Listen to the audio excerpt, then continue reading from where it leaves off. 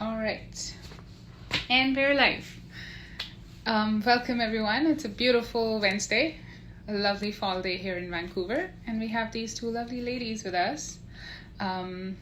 We are going to answer some of your questions about your pet's diet, how to introduce them. It's a really important topic, so make sure you take lots of notes. And if you have any questions, just make sure that you send us those comments right away, and we can get these two lovely ladies to answer them. So before we move on to the topic, I'm quickly going to introduce Patra. She's the founder of NH3 Natural Pet Products. And Dr. Amanda, she's the head of integrative veterinary medicine here at NH3. And she is also our lead veterinarian who helps a lot of pet parents get customized meal plans for their pets. Over to the ladies. Hi everybody, thank you again for joining us today. As Jade said, it's a beautiful sunny fall day here in Vancouver, BC. Glad to have all of you guys come join us. I'm Patra and this is Dr. Amanda, and we are here today to help you figure out pet diets as best as we can. All right, so the topic that we've picked today is actually something that's really pressing. It's something that a lot of pet parents reach out to us with. We have all these new diets, we have all these different kinds of foods available, but what is the right way of introducing it to your pet? So the right way of introducing your pet to a new diet. That's the topic for today, and we're going to get lots of pointers here from Patra and Dr. Amanda. All right, so let's imagine that there's a pet parent who now has figured out the best diet for his or her pet. It could be wet food, it could be dry food, it could be home cooked, it could be a prescription diet. What do you think? Why is it important that introducing this new diet should be done the right way? Well, I think it's really important that you decide what's the best method to go with. And, all of us humans, we would not ever eat the same thing every single day. Could you imagine if we did that, if we just stuck to one type of food every single day for all our lives? What would that do to our health? So therefore, I think it's really important that we look at what our pets require and what their diet should be, and try to help them along, and also do it correctly without switching them over super fast, because sometimes we get these things in our mind where we go, my pet needs a new diet because this is what's going to fix the problem, and then we introduce this all too fast. So that's what we're going to try and help you figure out today. Don't you agree, Amanda, that we... Yes, I agree. In my opinion, it's important to switch the diet of your pet gradually. Switching the pet's food too fast can cause tummy problems for your pet. That's correct. It's almost the same as humans let's imagine that they've been eating steak and potatoes all their life, or maybe for a few months, and then suddenly someone tells them that a better diet would probably be vegetables and fruits, and then they switch, and of course that switch is going to make things change. Absolutely. Great. So what do you think are the signs that a pet parent should watch out for? What would tell them that, yes, I made the switch too quickly? So I think, Amanda, why don't you give them some symptoms that a pet would normally see? The most common symptoms are diarrhea and vomiting. Of course, there are other symptoms, but the most common are diarrhea and vomiting. Yep, that's very, very, very true. I mean, we do a lot of home-cooked meal plans for our pets. Dr. Amanda does this really comprehensive diet plan for your pet, where she analyzes your pet's age and weight and considers what's an appropriate meal plan for them. And what we find is that sometimes we'll get complaints or people's concerns, not complaints really, concerns that the pet's throwing up. And you go, well, why is that happening? It's not necessarily the food itself. It could be that they are just wolfing it down too fast. You know, like how we'll sometimes be starving, ravenous, and then just gulp down our food, and then you kind of feel sick to your tummy. Well, they feel the same way, and their reaction is probably regurgitating it out, right? So making sure that you introduce these foods in a slow, proper manner is super important. That is correct.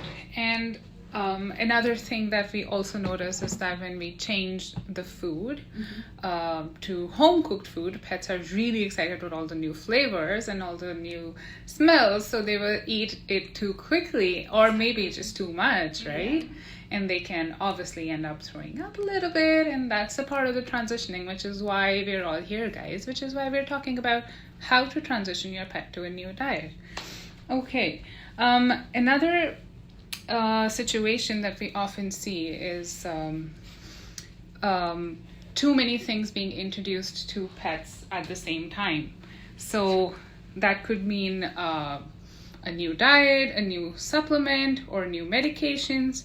What do you think about that? Is that a good idea? Should they just introduce everything all together at once, or should it be a more step-by-step process? In my opinion, if a pet has just been introduced to new supplements or new medications, the pet owner should first let that change settle in. Like change the diet and introduce new supplements or medication at the same time is not a good idea. And also, it makes difficult to identify which one of these is not switching to the pet. Right. Yeah, so Amanda's got a very good point there, because I think what happens a lot of times is that we've gone to a veterinarian, our pet's being diagnosed with some type of ailment, and so we decide, okay, our vet has prescribed medication, which is super important to be able to use. Then we've decided that we're also going to help them with some herbal supplements, and we realize that diet's now going to be an important part. But when we do this, we tend to do it all at once, and that's where the issue comes in. So let's say we took a cat or a dog that has kidney issues or cancer or any of these things. We've got a new supplement, we've got a new medication, and now we've bought the vet prescribed diet, say for kidney issues, right? And we've given all three all at once. Now, can you imagine what that's going to do to your pet's tummy? Think of yourself when you go on to the doctor and take a common, I don't know, bacterial infection that the doctor has prescribed antibiotics for. If you don't take some yogurt before taking your antibiotics, your tummy is just going to feel again really upset and funny, and you're not going to feel good about it. So it's super important to be able to start the pet off with the medication, let them get used to that, then introduce the supplements when you see that it's okay, that there's no reaction to the medication, like your pet's not throwing up or having loose stools. And once those two things have settled in, then bring in the diet. Exactly. Right? Because then you're working it slowly and gradually into the system. That is something I think we see a lot with pets who have cancer. Cancer, don't we, Amanda? Yes, what happened is there are many things in the internet, Dr. Google, saying that, for example, raw diet is amazing for pets with cancer. I'm not saying that the raw diet is not good, but with a pet with cancer, we need to pay attention. And as we are talking here, like switching slowly. If you want to start with a raw diet, okay, but let's do that very slowly, especially for pets with cancer. Right, and probably an important part is to consult the veterinarian. Yes, Of course. absolutely, because a lot of times maybe you decided that your pet, you're going to treat it with chemotherapy, right? Well, chemo does have its side effects, and so you don't know if it's your diet or if it's the chemo. Does your vet need to adjust the dosage? Do they need to give your pet something to take the nausea down? Right. You know, you got to really pay attention and not jump into stuff. I think it works so Yes. much better. And also it's very important to tell your veterinarian what kind of diet you are giving for your pet, because it makes a lot of difference. Right. I guess it also means that when you are introducing all these new things, there can be changes or signs related to all of those things. And if you want to identify which one helped and which one did not suit the pet, it makes sense to do it one by one. Absolutely. Perfect. And what about treats? Do you think that treats are also something that should be introduced slowly, or is it just okay? Everything likely to be introduced slowly. Sometimes some pet owners ask me, oh, my pet is vomiting or have diarrhea. I didn't change anything, but when I start to ask more, they say, okay, I give a treat. And I ask, how many treats? Just one. Just one is enough for cause vomiting, diarrhea, and other problems as well. Right. It could even be the protein. Maybe that protein in the treat is not suiting the pet. Yes, it's very common. Pets, especially dogs and cats, have allergies to chicken and beef. So it's important to tell for your vet which kind of protein you are giving for your pet. That's awesome. So guys, we got some great tips here. You learned that why it is important to make sure that whatever you're introducing, you do it one at a time, observe for changes, and then move on to the next one. So now that we know that this is important, what is the best way of introducing a new diet then, Patra? What would they do? Well, whatever you choose, be it you come and you decide to do a home cooked meal, you're doing raw food, you're changing the type of kibble that you're feeding, you're switching your pet to a wet food, like a canned food, or rehydrated food that's commercially available, anything, it doesn't matter what it is, always start it in small quantities. So start off by feeding your pet the new diet, if you're giving it a portion of, say a cup, I'm just going to use this for an example, guys. So let's say your pet's diet for your breakfast is 1 cup of food. You want to only give a 1/4 cup of the new food. You want to be able to see if that new food that you're introducing is going to agree with your pet, and also give it a chance to kind of create that internal flora and digestive enzymes your pet needs to adapt itself to this new type of food. And then you gradually keep increasing the new food and decreasing the old food. And we find that if you take that in that process, you have an easier transition, and the success rate of switching your pet over is so much more easier. Like with cats, for example, they're super finicky. They can get used to one type of food, and my goodness, you try and switch them to a new brand of food or anything new, they will not touch it. So little bits at a time, and moving that through. And that can take you a few weeks, it can take a month. You just have to learn to be patient with it. Exactly.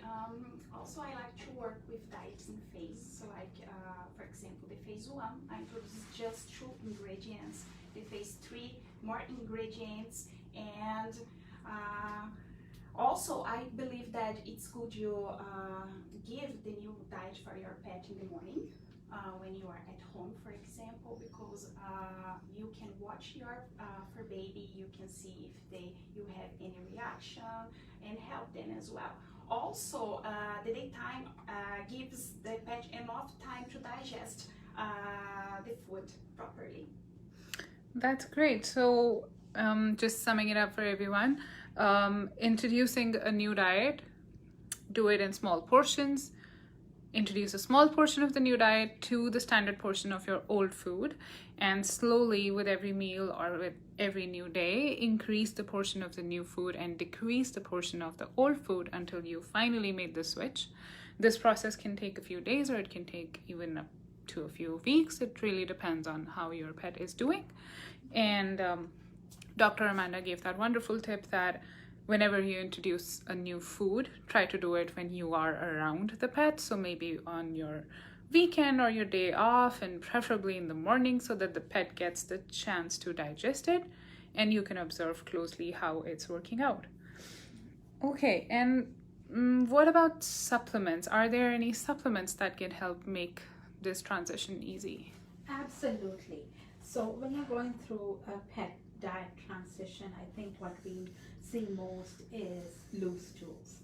Right? That's one of your most common issues that a pet will have, is that they'll have upset or looser stools than normal. So the best thing you can do is, when you're deciding to do this, get a bottle of our NHV Plantaris. Have that on hand.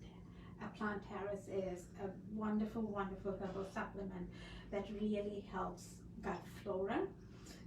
And so it'll make that transition of food really easy on your pet.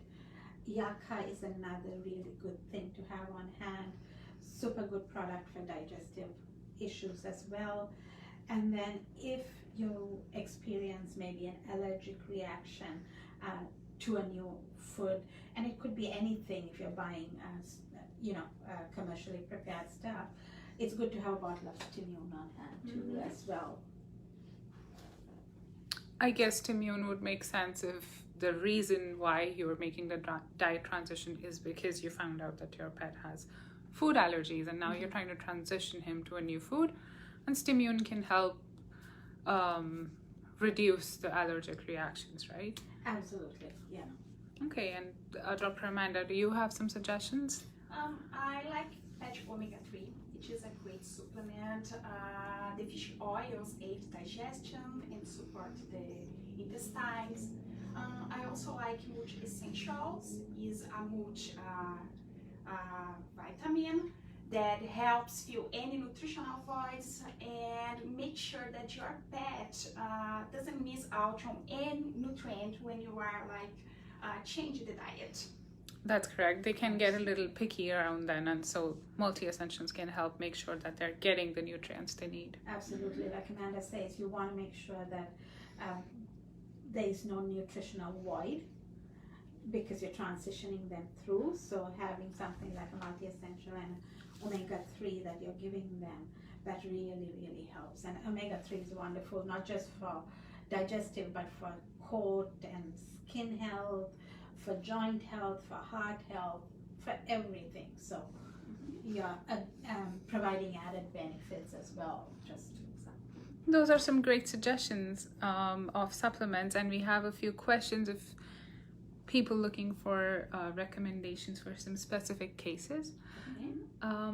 So we have someone who wants to know, what do we recommend for pancreatitis and kidney stones? So we're assuming that it is probably the same pet that has the two conditions, or yeah, so just those two conditions. We're not sure if it's the same pet that has both, but essentially pancreatitis and kidney stones.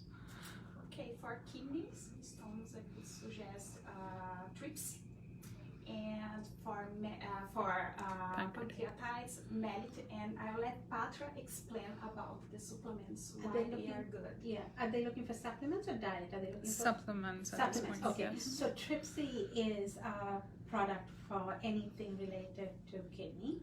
It's one of the products that we've done clinical research with the University of Georgia. And what we found at that trial was that it helped reduce formation of stones. So Tripsy would be fantastic for that. I would also recommend milk thistle, which is another great product because lots of us know milk thistle. Many of us take it for ourselves personally. But milk thistle for your pet is not only good for the liver, it's also good for the kidney. So you're providing it some added support to help flush off any type of kidney stones and stuff like that. With pancreatitis, mellit has some fantastic herbs in there that can help reduce pancreatic issues. Yes, and for the diet, a good diet for this case, of course, need not to be high in protein. Yeah, for both cases. Exactly. For both, cases. yes, for pancreatitis and for kidney issues. You want to ensure that the protein content that you're giving your pet is much lower. So you are reducing your meat protein, but you want to up your fiber levels, so increasing your vegetable content and stuff like that. Right. So yeah, we have Raw and Kibbles. They're the ones who are talking to us right now. That's a very interesting Instagram handle. We wonder if that's a store or is that a... Okay, so there are lots of people who come to the store apparently with dogs with either of those two issues. Right. So probably kidney stones is something that pet parents are trying to find solutions for, and then pancreatitis is another one. Right. So yeah, I guess Tripsy and milk thistle are the go-to Definitely, supplements yes. for kidney stones. And like Patra mentioned, Tripsy has undergone clinical trials for that specific situation, so that is definitely one supplement you should consider. The other thing I would suggest is with pancreatitis is to also have a bottle of Plantaris, because they said GI upset, Yes. right? Stimune doesn't hurt as well. I know with Lady, my old dog, when she was diagnosed with pancreatitis, I did put her on Plantaris, Stimune and Manmeat, because with the kid, when you get pancreatitis, there's sometimes, I guess, just having all that runny tummies and throwing up and all of that just upsets everything, and there's bacterial growth internally. Yes, So- I think turmeric Is another good is thing. another good as well. Absolutely. Okay, those are some great answers, and we have another question here. Right, using Plantaris when switching diets, will that help prevent diarrhea as well? We hope it will, because it's going to help with the internal flora. Like with supplements, one thing to remember is there's no guarantee that, you know, each pet is going to be different, just like us humans. You know, some of us can take a Tylenol, whereas others can only take an Advil for a headache, for example, right? So you just have to assess it and see. I would say our success rate is very high with it, and hopefully it will work for your pet.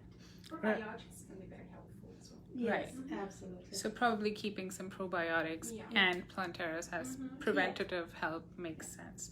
And yogurt is a great natural probiotic too, right? Yes. Without milk. Without milk. All right, and we are still around for a few minutes, and if anyone has any questions, we are here to answer them.